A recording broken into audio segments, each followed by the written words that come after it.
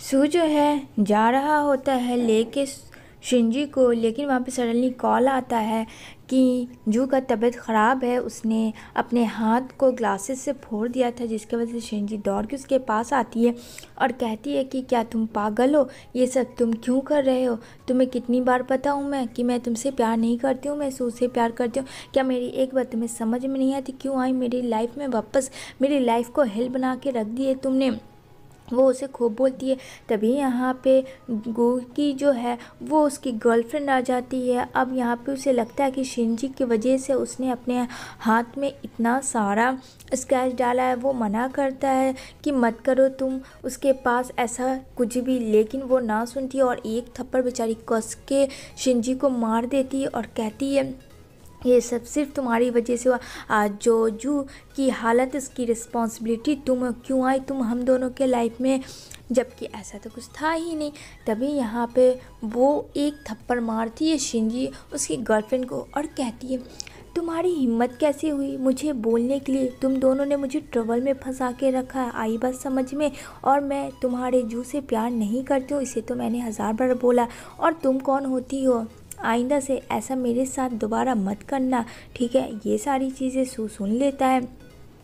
अब उसे देखता है कि वो आ रहा है तो यहाँ पे शिनजी खामोश हो जाती है। यहाँ पे बोलती है शेम ऑन यू, तुम लोगों को क्या समझ में नहीं आती इतनी सी बात? जब ये तुमसे बात नहीं करना चाहती, तुमसे लव नहीं करी, तो फिर क्यों ऐसे कर रहे हो? लेकिन यहाँ पे शू का दिमाग खिसक जाता है। उसे लगता है कि शिनजी उसे छोड़ के आई है जू के पास, यानी कि वो उसे भी लाइक करती है। यहाँ पे उसकी हाथ में जो चोटें थी उसे ठीक कर रहा होता है सू शिनजी को, लेकिन यहाँ पे वो उससे देख नहीं रहा होता, ना बात कर रहा होता। यहाँ पे कहता है तुम कहती हो कि तुम मुझसे प्यार करती हो और तुम मुझसे कह रही हो कि मुझे एक चांस चाहिए। जब तुम प्यार करिए तो तुम्हें चांस क्या चाहिए? ये कि जू के साथ तुम्हें रहना? मतलब ये दोनों में सियप्पा हो जाता है। और यहाँ पे बेचारी शिनजी काफ़ी रोती है। यहाँ पे सू अलग हो जाता है, उससे बात बिल्कुल भी नहीं करता। मतलब दोनों के बीच में 36 का आंकड़ा हो जाता है। नेक्स्ट डे ऑफिस ये आती है शिनजी अपना काम करने के लिए, तो वहाँ नूना नाम की मैनेजर आती है और बात करती है। तो बोलता अरे नूना तुम यहाँ कब से हो? तो कहती है अरे बस अभी आई हूँ, मेरा यहाँ ज्वाइनिंग हुआ है। जहाँ सू का ज्वाइनिंग था शिनजी भी वहीं काम करती थी। अब यहाँ पे नूना जो है वो सू की कौन है फ्रेंड्स, ये हमें थोड़ी देर में पता चलेगा। यहाँ पे वो कहती है आ जाओ मेरी लाइफ में वापस, हम दोनों काफ़ी खुश रहेंगे शादी करके। यहाँ पे वो डायरेक्टली शू को बोलती है, लेकिन शू ऐसा कुछ भी रिएक्ट नहीं करता। जब वो घर जाता है तो वह काफ़ी टेंस होता है उसकी बातों से। इधर जो वेट कर रही होती है शिनजी तो कहता है तुम अभी तक घर नहीं गई? कहता है नहीं मैं अभी तक घर नहीं गई, मैं तुम्हारा वेट कर रही थी। और बहुत रोने लगती है, कहती है मैंने चांस मांगा था इसलिए नहीं कि मुझे जू के पास चाहिए, इसलिए कि मुझे तुम्हारे साथ रहना है, जिसकी वजह से मुझे टाइम चाहिए, क्योंकि मैं अभी भी तुमसे उतना ही प्यार करती हूँ। और वो इतना कह के जाने लगती है। तभी यहाँ पे उसकी नज़र पड़ती है शिनजी की शूज़ में, जो कि वो ठीक कर चुकी थी उसके हील्स को। और सडनली वो उसके पास आता है और हक करता है, लेकिन उसके दिमाग में नूना की बात खटक रही थी कि वो उससे चाहती है और वो उससे शादी करके रहेगी। तभी यहाँ पे वो अपनी फ्रेंड के घर आती है शिनजी, तो अपनी फ्रेंड से डिस्कस कर रही होती कि उन दोनों के बीच में अब फाइनली सब ठीक है। इधर नेक्स्ट डे अपना ऑफिस आती है तो यहाँ पे उसकी मुलाकात नूना से होती है। देखती है कि वो डायरेक्टली बैठी है सू के पास और उसका मोबाइल भी ले रही है। ये सब चीज़ें उससे बिल्कुल भी अच्छी नहीं लग रही होती है।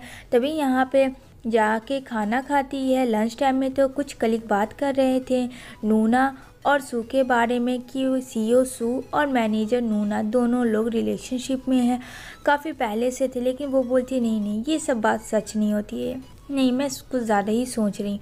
तो वो जाती है काम पे नूना के पास मीटिंग के लिए, तो वो सोच रही होती है क्या ये ऐसा सच हो सकता है? कहती है अरे नहीं। तो वहाँ पे नूना कहती है अरे क्या हुआ, सब ठीक तो है? तो कहती है हाँ हाँ सब ठीक है, वो मैं ये डॉक्यूमेंट्स दिखाने आई थी। वो बात को चेंज कर देती है, लेकिन उसका दिमाग खटक रहा होता है क्या कलीग जो कह रहे थे वो सच बात है या झूठ बात है। लेकिन वो उसे इग्नोर करके उसे प्रोजेक्ट को दिखाती है, तो उसे प्रोजेक्ट बहुत अच्छा लगता है नूना को।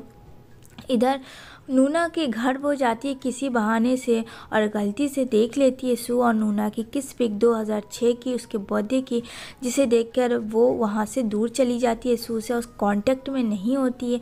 इधर नूना काफ़ी ड्रिंक करके आई हुई होती है डायरेक्ट सू के घर में और वो सू का ड्रेस खोल रही होती है, लेकिन यहाँ पे सू से समझाता ऐसा मत करो, ये गलत है क्योंकि मैं तुमसे नहीं शिंजी से लव करता हूँ, लेकिन वो कोशिश करती है। उसके बाद जब उसे होश आता है तो कहती है आई एम रियली सॉरी, मुझे ऐसा कुछ भी नहीं करना चाहिए था, क्या करूँ मैं तुम्हारे ऐसे एकदम खींची चली आई और मैं बहुत ज़्यादा अकेली हो गई थी, फ्रस्ट्रेट हो गई थी, जिसकी वजह से मुझे तुम्हारी नीड होने लगी। इधर जैसे ही वो जा रहा है होता है तभी यहाँ पे शिंजी आ जाती है और नूना बोलती है कि तुमने ऐसा क्या जादू किया है जो सू मेरा नहीं, इतना कुछ होने के बावजूद, तुम्हारे कांटेक्ट में ना होने के बाद भी वो तुमसे ही प्यार करता है।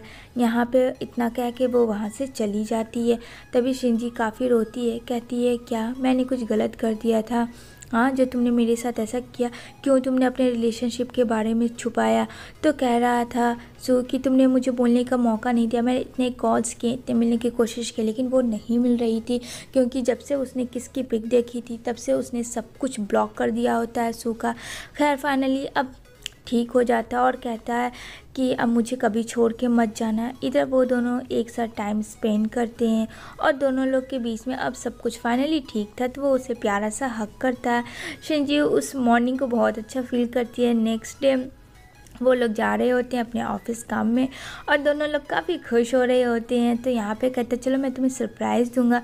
वो उसे फ्लोर पे लाके उसे किस करता है और यहाँ पे सू भी शिंजी को करता है किस, प्यारा सा उसे एक शूज़ स्टोर में लेके जाता है और फिर से उसका फेवरेट शूज़ जो है वो उसे दिलाता है और यहाँ पे वो उसे पहनती है जो कि बहुत खूबसूरत लग रहा होता है और दोनों एक दूसरे को हग करते हैं और दोनों प्रॉमिस करते हैं कि दोनों एक दूसरे के साथ रहेंगे। इसी के साथ ये ड्रामा एंड होती है।